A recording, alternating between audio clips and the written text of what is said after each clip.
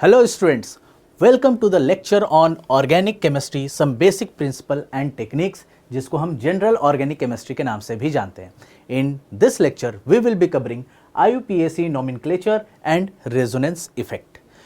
अब जो भी मॉलिक्यूल्स होते हैं हमारे पास उनकी नेमिंग की जाती है ताकि हम उनको बुला सकें कि इनको क्या बोलना है, कैसे उनको रिप्रेजेंट करें. So we will be starting the nomenclature part with the naming of hydrocarbons. तो जब आप हाइड्रोकार्बन्स की बात करते हो तो आपके पास आता है एल्केन, एल्कीन एंड एल्काइन. अब इनकी नेमिंग कभी भी करनी हो किसी भी ऑर्गेनिक कंपाउंड के लिए तो हम कुछ मेथड्स, कुछ रूल्स फॉलो करते हैं. उनमें से सबसे पहली चीज है आइडेंटिफिकेशन ऑफ मेन चेन. तो आइडेंटिफिकेशन अगर करनी है मेन चेन की for alkane, we will just look for the longest chain जिसमें कार्बन नंबर ज्यादा होंगे. ठीक है, अगर हमें एल्कीन की करनी है तो we will look for the longest carbon chain which includes the double bond. जो पाई बॉन्ड है वो इंक्लूडेड होना चाहिए उस लॉन्गेस्ट चेन में. Similarly for alkyne we will look for the longest carbon chain which contains triple bond.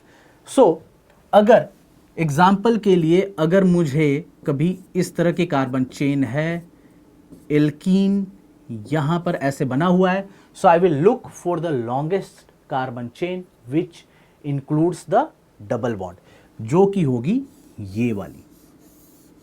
यहां पर अगर हम देखें तो 1 2 3 4 5 कार्बन एटम्स की लॉन्गेस्ट चेन है. अगर मैं डबल बॉन्ड को एक्सक्लूड कर दूं तो definitely we will have 1 2 3 4 5 and 6 carbon chain. But as per the rules आपको लॉन्गेस्ट वो वाली कार्बन चेन ढूंढनी है जहां पर double bond for alkene and triple bond for alkyne include हो रही हो. इसके बाद मेन चेन के बाद हम चेक करते हैं कि उसमें जो नंबरिंग है वो कैसे देनी है. बेसिकली ये जो नंबर आप असाइन कर रहे हो, यू आर टेलिंग कि जो डबल बॉन्ड है वो कहां है, ट्रिपल बॉन्ड है वो कहां है, and that should be such that lowest number is assigned to the pi bonds. So हम एग्जाम्पल के थ्रू चलते हैं. अगर हमने एल्केन लिया CH3 CH2 CH2 CH3, so the longest chain here is of 4 carbons and as per the number of carbons कुछ use होगा जिसको हम वर्ड रूट बोलते हैं, जो बताएगा कि कितने कार्बन एटम्स प्रेजेंट है. अगर आपके पास एक कार्बन एटम है तो आप मेथ यूज करोगे, अगर 2 है तो इथ यूज करोगे, 3 है तो प्रॉप, 4 कार्बन एटम्स के लिए ब्यूट, 5 के लिए पेंट, 6 के लिए हेक्स, 7 के लिए hept and so on, oct, known, deck, इस तरह से यूज करते हैं. अब यहां पर 4 कार्बन्स है, so we will use but. Now ये एक एल्केन है, एल्केन को रिप्रेजेंट किया जाता है with ANE, so this will become butane.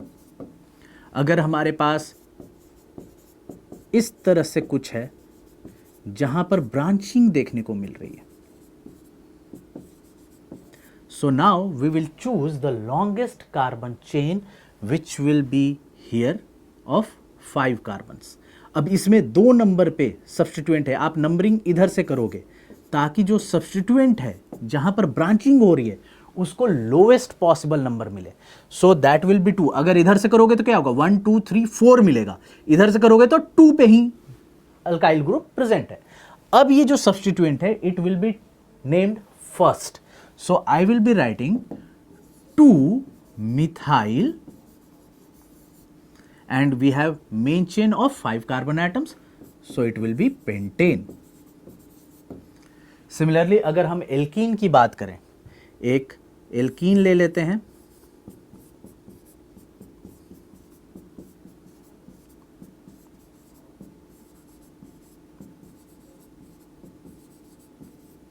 And here we can see the longest chain is this one. Numbering इस तरह से होगी कि डबल बॉन्ड को मिनिमम पॉसिबल नंबर मिले, यानी कि नंबरिंग लेफ्ट साइड से होगी ना कि राइट साइड से. So it will be 1 2 3 4 5 6 7. We have methyl group at carbon number 5. So its naming will be 5 methyl. Hept 7 carbons, hence it will be representing with hept. और alkene है कहां पर, 2 number पे. सो अब इसको हम लिखेंगे 2 इन. सो 5 methyl hept 2 in is the correct IUPAC name for this compound. Now these are for those cases जहां पर कोई फंक्शनल ग्रुप नहीं है, जहां पर केवल एल्केन एल्कीन अल्काइन है, केवल कार्बन्स है, हाइड्रोकार्बन्स है. अब अगर हमें वहां पर फंक्शनल ग्रुप भी ऐड करना है, in that case we need to know कि फंक्शनल ग्रुप होते क्या हैं, और उनको हम एक प्रायोरिटी ऑर्डर में भी असाइन करते हैं. So these are the functional groups and this is the decreasing priority order for them. जब COOH होता है that is carboxylic acid, अगर ये प्रिंसिपल फंक्शनल ग्रुप है, यानी कि इसके कार्बन को आप मेन चेन के कार्बन के नंबरिंग में काउंट कर रहे हो, तब आप इसको लिखोगे लास्ट में, नाम में ओइक एसिड ऐड कर दोगे. ठीक है. अगर काउंट नहीं कर रहे हैं तो फिर इसको आप कार्बोक्सी के नाम से यूज करोगे. फॉर एग्जाम्पल अगर हमारे पास है CH3COOH, so 2 carbons are there, hence ethane eth. और यहां पर कोई एल्कीन नहीं है, एल्केन पार्ट ही है, केवल सिंगल बॉन्ड्स हैं, इसलिए इथेन. ये कार्बन काउंट हो रहा है यानी principal functional group. So oic acid last में यूज हो जाएगा, hence its name will be ethanoic acid. Alkane के ई को हटाकर वहां पर ये ओइक एसिड लगा दिया. सिमिलरली अगर SO3H है तो हम यूज करेंगे सल्फोनिक एसिड. अगर अदरवाइज सल्फो प्रीफिक्स अगर यूज करना होगा तो ये प्रीफिक्स है, ये सफिक्स है. अगर हमारे पास एक एस्टर ग्रुप रहा, this is our ester. Ester के केस में आप यूज करोगे एल्काइल एल्केनोएट या फिर कार्बोक्सिलेट. इस तरह से हम प्रीफिक्स और सफिक्स यूज करते हैं. This is our acid chloride, तो इसके लिए हम यूज करते हैं oyl chloride. This is amide, it is carbamide. इस तरह से नाम आप यूज करते हो. फॉर एग्जाम्पल अगर हमारे पास CH3CH2C double bond O NH2 है तो 3 carbon chain, principal functional group. This will be named as propanamide. आगे बढ़ते हैं. CN इज आवर साइनाइड और prefix will be cyano. For this group which is aldehyde, यहां पर ये हमारे पास है aldehyde, नीचे उसके है कीटोन, उसके नीचे है अल्कोहल, उसके नीचे है अमीन. सो एल्डिहाइड के लिए आप यूज करोगे Al लास्ट में. अगर हमारे पास CH3CHO है so we will use ethanol. Similarly अगर कीटोन है हमारे पास तो इसके लिए हम यूज करते हैं own. For example CH3C double bond O CH3, this will B propanone. अगर हमारे पास OH ग्रुप है इसके लिए OL यूज करेंगे, और अगर प्रीफिक्स में यूज करना होगा तो हाइड्रोक्सी यूज करेंगे. यहां पर एग्जाम्पल ले लेते हैं CH3OH का, which will be methanol. Next is amine. इसको सिंपली हम एल्केनामीन के नाम से हम बोल सकते हैं. For example CH3NH2, this will be methanamine. Okay, so these are the basic idea जिनके बेसिस पे आप नाम लिखोगे, लेकिन एक प्रॉपर फॉर्मेट की अगर मैं बात करूं, then it will be going like this. This is the general scheme for naming. We will use secondary prefix, then primary prefix, then word root, then primary suffix and then secondary suffix. अभी तक जो था एक rough idea दिया, अब आते हैं real deal पे, सारा एक जगह, सारे के सारे नेमिंग के रूल्स एक जगह एक बार में। सो सेकेंडरी प्रीफिक्स की अगर हम बात करें तो वहां पे नॉर्मल सब्स्टिट्यूएंट या जूनियर फंक्शनल ग्रुप्स आएंगे। नॉर्मल सब्स्टिट्यूएंट कौन से? जैसे कि कोई अल्काइल ग्रुप अटैच्ड है तो आप उसको अल्काइल के नाम से बात करोगे। अगर कोई सब्स्टिट्यूएंट OR टाइप का है तो आप उसको एल्कॉक्सी से करोगे। जैसे OCH3 है, so we will be naming at methoxy. OET है या OCH2CH3 है तो इथॉक्सी, लाइक दैट। सिमिलरली अगर वहां पे हैलोजन है, कोई X है, so we can name it at halo. अगर वहां पे NO2 ग्रुप लगा हुआ है, we can call it nitro. These are the prefix, that is secondary prefix. इसके बाद आएगा प्राइमरी प्रीफिक्स। प्राइमरी प्रीफिक्स जो है मेनली साइक्लो वर्ड के लिए रिजर्व्ड है, कि साइक्लिक कंपाउंड है उसको इंडिकेट कर सकें साइक्लो वर्ड के साथ, और ये ऐड होगा पहले वर्ड रूट के। वर्ड रूट जो है वो आपके नंबर ऑफ कार्बन एटम्स को बताता है, जो कि पहले हम बात कर चुके। अगर हमारे पास पेंट है मतलब मेन चेन के अंदर 5 कार्बन एटम्स है, अगर हेक्स है तो मेन चेन के अंदर 6 कार्बन एटम्स है। Next, primary suffix, it indicates the saturation और अनसैचुरेशन इन मेन चेन। वही एन, इन, आइन। अगर एल्केन रहा, कोई अनसैचुरेशन नहीं है तो ANE यूज करेंगे। अगर डबल बॉन्ड्स हैं तो ENE यूज करेंगे। अगर ट्रिपल बॉन्ड है YNE यूज करेंगे। अगर 2 डबल बॉन्ड्स हैं सो डाईइन यूज करेंगे। These are the primary suffix. Moving towards last part, that is secondary suffix, और ये बताता है आपके प्रिंसिपल फंक्शनल ग्रुप्स को। जैसे कि बात हुई थी, अगर हमारे पास एसिड है तो आप नाम के लास्ट में क्या लिखोगे? Oic acid. अगर हमारे पास एल्डिहाइड है तो नाम के लास्ट में क्या लिखोगे? AL। अगर कीटोन है तो नाम के लास्ट में हम क्या लिखेंगे? ONE, one. सिमिलरली अगर अल्कोहल है तो हम नाम के लास्ट में लिखेंगे OL, लाइक दिस। तो these are secondary suffix of principal functional groups.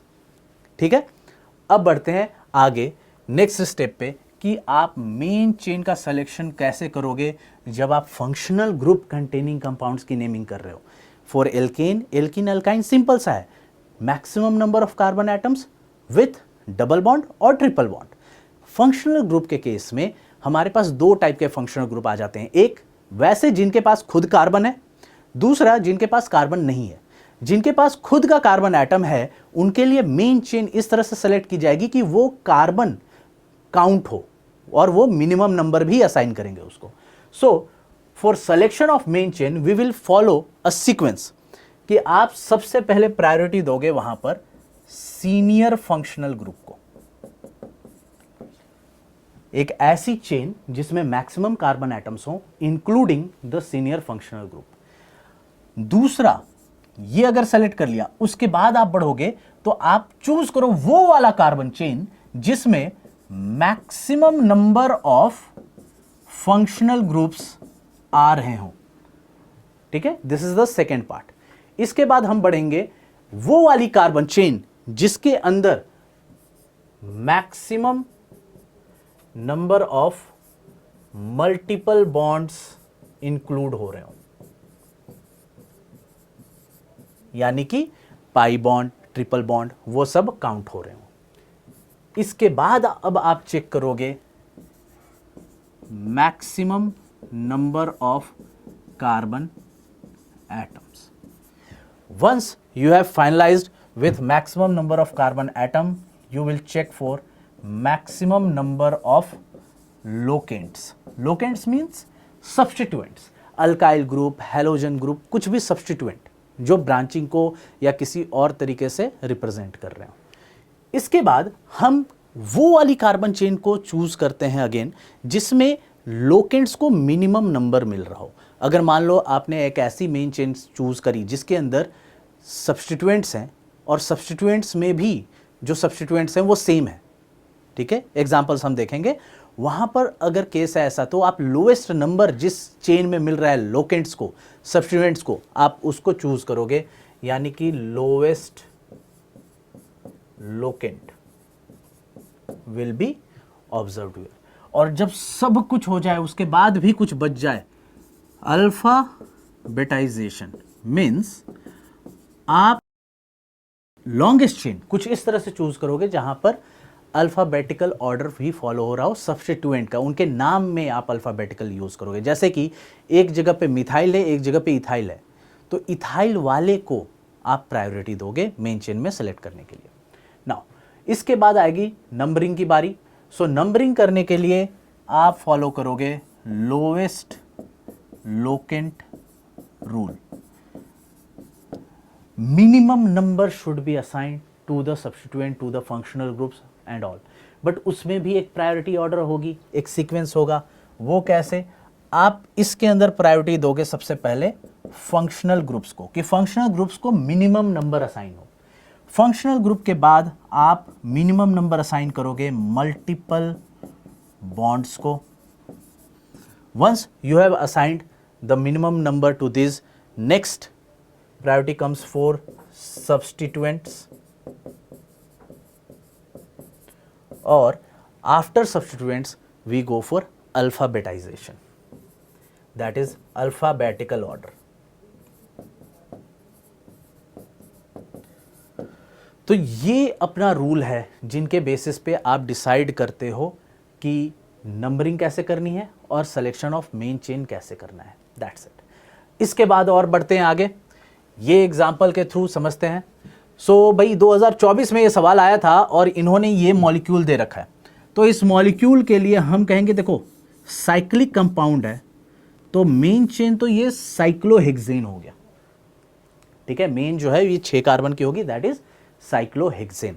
अब बात करते हैं आगे, नंबरिंग करनी है 1 2 3 4 5 6 करें या 1 2 3 4 5 6 करें, तो हम कहेंगे भाई अगला पार्ट क्या था, number of substituents. Number of substituents में बात करें तो ये रहा 1 2 3 4 5 6। Maximum number of substituents will get the lowest numbering, so here it is 2 methyl groups. तो इसका नाम हम लिख सकते हैं 1,1 डाई मिथाइल, 3 इथाइल, साइक्लोहेक्सेन। अब यहां पर एक गड़बड़ है, यहां पर इस नाम को लिखने के साथ साथ हमें अल्फाबेटिकल ऑर्डर में अरेंज भी करना था, यानी कि बिना अरेंज किए अगर हम करें तो we will be marking with 1। अगर हम अल्फाबेटिकल ऑर्डर में करें, यानी कि ई को पहले लिखें, एम को बाद में लिखें, so in that case we will get 3। And since the correct nomenclature format is there, जहां पर आप अल्फाबेटिकल ऑर्डर में नाम लिखते हो, सो 1 गलत हो जाएगा and 3 will be the correct answer. तो यहां पर देख सकते हो 3 is the right one. Moving further, अगला सवाल है IUPAC name of following compound is, और ये फंक्शनल ग्रुप वाले के साथ है। प्रायोरिटी एसिड को दी जाएगी, ये एस्टर है, ये एसिड है, एसिड की प्रायोरिटी सबसे ऊपर, तो इसको हम देंगे priority number 1। Hence numbering and main chain दोनों में ये वाला कंसिडर किया जाएगा। So this is 1 2 3 4 5 and 6 will be here, क्योंकि ये आपका फंक्शनल ग्रुप का कार्बन है। नाउ मूविंग फर्दर, नंबरिंग हो गई, तो मेन चेन जो होगी वो हेक्सेन की होनी चाहिए और हेक्सेनोइक एसिड के नाम पे होना चाहिए, यानी कि ये वाला सही है। Second one is the correct answer here, क्योंकि आप हेक्सेनोइड दे रहे हो, यानी प्रिंसिपल फंक्शनल ग्रुप किसको बनाया, एस्टर को। यहां पर भी हेक्सेनोइड दिया तो प्रिंसिपल फंक्शनल ग्रुप किसको बनाया, एस्टर को। और यहां पे हेक्सेन दिया है, यानी कि आपने किसी को प्रिंसिपल फंक्शनल ग्रुप माना ही नहीं है, ठीक है। So we have methyl at 2 and 5 and we have ester with 6 carbon. So we will write it as 6 methoxy carbonyl here, OCH3 आपका मिथॉक्सी हो गया, CO कार्बोनिल हुआ, and it will be 2,5 dimethyl hexanoic acid. So the correct answer will be option 2 over here. Now this is about IUPAC nomenclature. The next topic which we are going to cover is resonance effect. अब भाई resonance के लिए होता क्या है, resonance में करते क्या है? Resonance is just delocalization of pi electrons और पी ऑर्बिटल इलेक्ट्रॉन्स. कभी भी आपके पास इनमें से कुछ सिनेरियो दिखे, एक मॉलिक्यूल दिखे जिसके अंदर या तो double bond single bond double bond ऐसा कुछ रहे, या फिर pi bond single bond pi bond का सिचुएशन रहे, या फिर डबल बॉन्ड के साथ एक ऐसा एटम कनेक्टेड हो जिसके ऊपर माइनस चार्ज हो, डबल बॉन्ड के साथ एक ऐसा एटम हो जिसके पास लोन पेयर हो, डबल बॉन्ड के साथ एक ऐसा एटम हो जिसके पास प्लस चार्ज हो, डबल बॉन्ड के साथ कनेक्टेड एक ऐसा एटम हो जिसके पास फ्री रेडिकल हो, या फिर एट द एंड एक एटम जिसके पास लोन पेयर हो और ये कनेक्टेड हो एक ऐसे एटम पे जिस पे प्लस चार्ज हो. These are the situations where conjugation is observed, that means delocalization of electrons is observed. Example के थ्रू समझते हैं. यहां पर अगर हमारे पास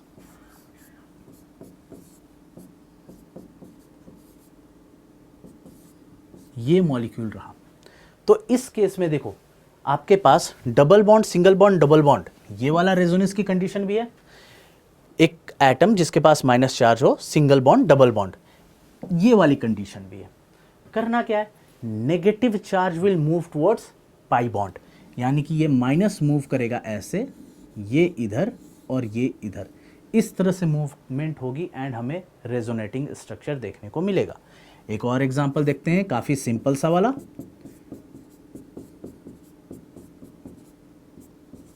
Here we have double bond, single bond, double bond. Movement of pi bond electrons will be like this. और अब ये कार्बन 4 बॉन्ड बना रखा है ऑलरेडी, 5वां बॉन्ड बना नहीं सकता, तो ये पाई बॉन्ड मूव करेगा and we will have CH2 plus CH double bond CH CH2 minus. Here we have another resonating structure और कैनोनिकल फॉर्म्स. अब ये वापस भी आएगा, माइनस अंदर ये इधर अगर करे तो ये वापस आएगा.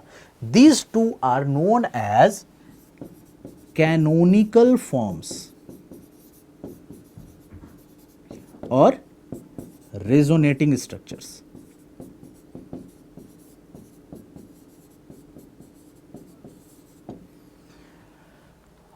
हम फिनॉक्साइड आयन का रेजोनेटिंग स्ट्रक्चर देखते हैं. ये रहा फिनॉक्साइड आयन, माइनस मूव करेगा डबल बॉन्ड की तरफ, सो ये माइनस मूव किया इधर, पाई बॉन्ड विल ब्रेक, ये बना रेजोनेटिंग स्ट्रक्चर. अगले स्टेप में ये माइनस चार्ज फिर से अंदर मूव करेगा, पाई बॉन्ड ब्रेक करके इलेक्ट्रॉन यहां पर, डबल बॉन्ड हो, पाई बॉन्ड, यहां पे माइनस चार्ज, ये डबल बॉन्ड. अगले स्टेप में फिर से ये माइनस अंदर, ये इधर, माइनस चार्ज यहां पे, double bond O, double bond double bond, फिर से ये माइनस अंदर, ये इधर, and we will have pi bond over here and O minus. These are the canonical forms, resonating structures of our phenoxide ion. For benzene, we have another canonical form which is like this. Now, if we'll look these two structures, तो ये वाला bond अभी double bond है जबकि यहां पर single bond है. Similarly यहां पर ये अभी सिंगल बॉन्ड है तो ये वाला डबल बॉन्ड है. तो देखा जाए तो दोनों के दोनों केसेस में 3 double bond 3 single bond, 3 double bond 3 single bond carbon carbon के हमें दिख रहे हैं.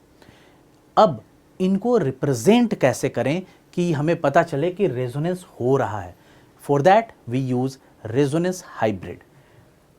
These two structures are represented like this कि यहाँ पर partial pi bond, partial pi bond, partial pi bond, partial, all partial pi bonds, और this is like this. We have cyclic delocalization of electrons with pi bond character at each bond. This is known as resonance hybrid. These are canonical forms or resonating structures. Similarly, अगर हमारे पास carbonate ion हो CO3 इसके structure को अगर हम देखें तो it goes like this. We have negative single bond double bond, it will move like this, और इस डीलोकलाइजेशन की वजह से ये एक स्ट्रक्चर बनेगा.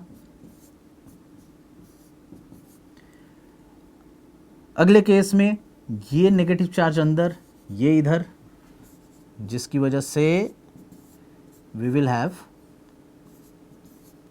This canonical form. Next step, ये मूवमेंट होगी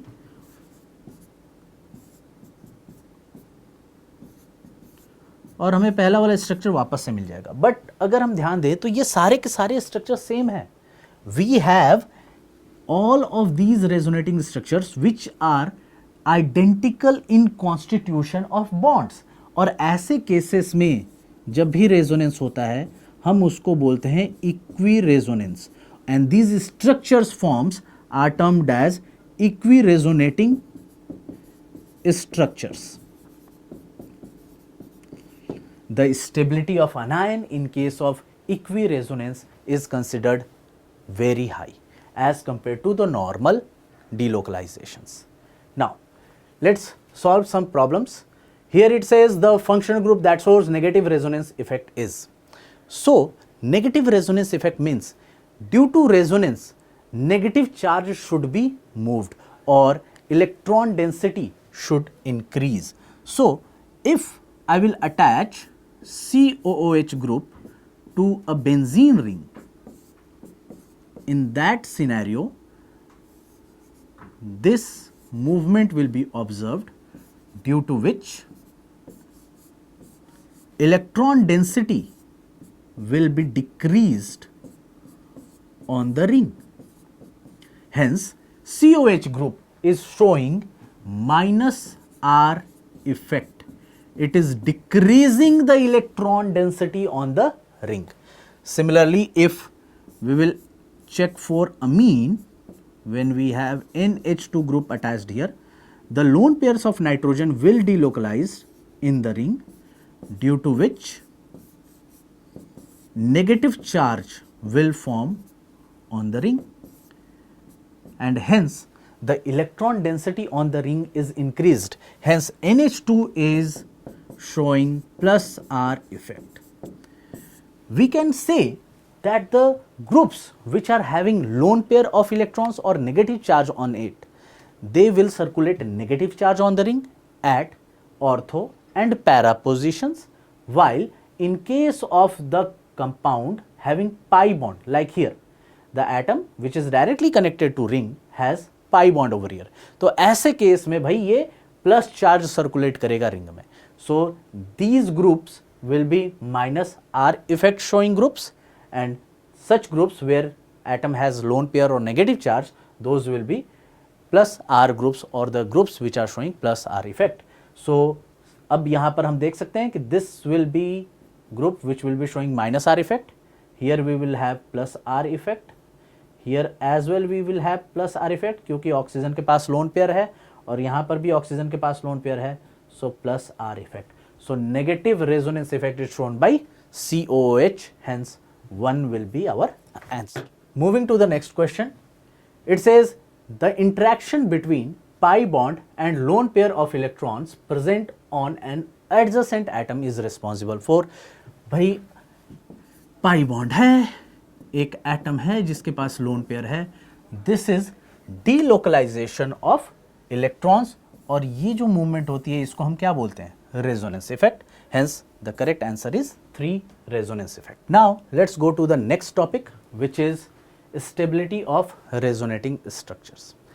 रेजोनेटिंग स्ट्रक्चर्स की स्टेबिलिटी अगर चेक करनी होगी, we will be following a simple sequence. First से आंसर आएगा, आगे बढ़ जाएंगे. फर्स्ट से नहीं आया तो हम सेकंड रूल पे आएंगे, सेकंड से नहीं आया तभी हम थर्ड रूल पे आएंगे, and this was the way, this will be the way जिससे आप आंसर निकालोगे। सो सबसे पहले आप चेक करोगे नो चार्ज और एरोमेटिक। अगर कैनोनिकल फॉर्म है जिसके पास कोई चार्ज नहीं है, ना प्लस माइनस कुछ नहीं है, that will be the most stable one. Okay, second one will be that canonical form which has complete octet or the maximum number of atoms which are having complete octet, those will be more stable. The third will be the canonical form which has more number of covalent bonds. Fourth factor will be negative charge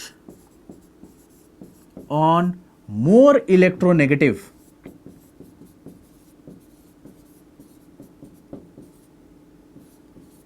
atom will be more stable, and plus charge on most electropositive atom as well. The fifth one will be the canonical form where similar charges are away from each other and dissimilar charges close to each other. ऐसे cases में जो canonical forms होंगे वो ज़्यादा stable होंगे। सो पहले से check करोगे, अगर पहले से नहीं निकला तभी सेकंड पे नहीं आया तभी थर्ड पे, थर्ड से नहीं आया तभी आप फोर्थ पे आओगे, देन फिफ्थ पे। ऐसा नहीं कि आप सीधे फोर्थ वाला पॉइंट चेक करने लग जाए, तो उस केस में आपको गलत आंसर मिलेगा। नेक्स्ट, ये रहा क्वेश्चन, इस पे अप्लाई करते हैं। The correct stability order of the following resonating structures of CH3CH double bond CH-CHO। तो सबसे पहले हम चेक करेंगे the canonical forms which has no charge। तो यहाँ पर चार्ज हो गया, यहाँ पर प्लस माइनस चार्ज है, 3 में कोई चार्ज नहीं है, यानी कि third will be the most stable one. Next, let's check the octet. Octet completion यहाँ पर भी नहीं है और यहाँ पर भी नहीं है, यानी कि दोनों के दोनों हैं जिसमें ऑक्टेट इनकम्प्लीट है एक एक एटम्स का, एंड देयरफॉर यहां से आंसर नहीं आया। हम मूव करेंगे number of covalent bonds. Number of covalent bonds भी देखा जाए तो एग्जैक्टली सेम निकल के आ रहा है, यानी वहां से भी आंसर नहीं आया। तो हम मूव करेंगे अगले फैक्टर पे, that is negative on electronegative and positive on electropositive atom. So यहां पर this has the structure, second has the structure जहां पे नेगेटिव ऑक्सीजन पे विच इज मोर इलेक्ट्रोनेगेटिव, यहां पे पॉजिटिव ऑक्सीजन पे है जो कि उल्टा है हमारे रूल के हिसाब से, and therefore 2 will be more stable then 1। So the correct answer will be option 2 जो कि यहां पर दिया हुआ है। Moving further, next is aromaticity. Aromaticity के लिए हम सिंपली 3 चीजें चेक करते हैं। The first rule will be molecule should be planar and cyclic। ये प्लेनर और साइक्लिक वाली बात जो है ना, वहां पर उस पार्ट पे, यानी कि कंप्लीट मॉलिक्यूल का वो पार्ट जहां पर रेजोनेंस हम देखने वाले हैं, जहां पर सेकंड फैक्टर चेक करने वाले हैं, that is cyclic delocalization of electron. जिस पार्ट में हम साइक्लिक डीलोकलाइजेशन चेक करने वाले हैं उस जगह पर वो पार्ट प्लेनर एंड साइक्लिक होना चाहिए। Third is 4n+2 pi electrons in cyclic delocalization, और इसी को हम बोलते हैं हकल्स रूल।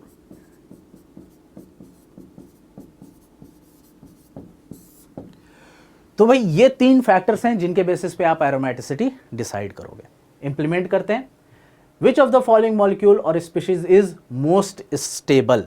तो अगर एरोमेटिक कंपाउंड है that will be more stable than non aromatic and then anti aromatic. Aromatic के केस में 4n+2 pi electron cyclic delocalization में इन्वॉल्व होते हैं। एंटी एरोमेटिक में 4n pi electrons cyclic delocalization में इन्वॉल्व होते हैं। So here let's check, we have 2 electrons which is involved in cyclic delocalization। तो 4n+2 में अगर मैं n की वैल्यू 0 रख दूं, we will have 2 electrons. That means 2 pi electrons is involved in cyclic delocalization. Hence, this one is aromatic. Here, if we'll check, we have 2 plus 2, 4 pi electrons which are involved in cyclic delocalization. That means 4 into 1, that is 4 pi electrons. इसका मतलब ये कौन सा rule follow कर रहा है? 4n pi electrons. इसका मतलब anti aromatic. In third one, we are having delocalization of 4 electrons. तो भाई 4 electrons के केस में भी क्या हो गया ये? Anti aromatic. In 4, we do not have any cyclic delocalization. Since it is not having cyclic delocalization, this will be non-aromatic. The compounds which are neither aromatic nor anti-aromatic are considered as non-aromatic compounds. So, the most stable out of these 4 options will be 1 as it is aromatic. तो भाई देख लो, correct answer जो है वो 1 ही है. Moving further, in this question it is asked, among the given organic compounds the total number of aromatic compounds is. So यहाँ पर 4 दे रखे हैं, इनमें से कौन aromatic है हमें चेक करना है. देखो यहाँ पर ये delocalization होगा, ये ऐसे आ जाएगा. There is no cyclic delocalization. Here we have cyclic delocalization in this part, that is benzene part जो है यहाँ पर aromaticity है, so this is aromatic. Here we have these 2 electrons which are delocalized cyclic nature. तो 2, 4, 6, 8, 10, ये 10 पाई electron cyclic delocalisation में, यानी ये भी एरोमेटिक है. यहाँ पे अगर हम बात करें, so we have benzene ring, और ये बीच वाला जो रिंग है दैट इज लाइक दिस. और यहाँ पर देखा भी जाए तो 6 इलेक्ट्रॉन साइक्लिक डिलोकलाइजेशन में है, यानी this part is also aromatic. So this one is also aromatic. So total यहाँ पर 3 है मॉलिक्यूल्स जो एरोमेटिक हैं. Hence the answer here is 3. So dear students, this concludes this lecture. मिलते हैं अगली लेक्चर में. See you soon.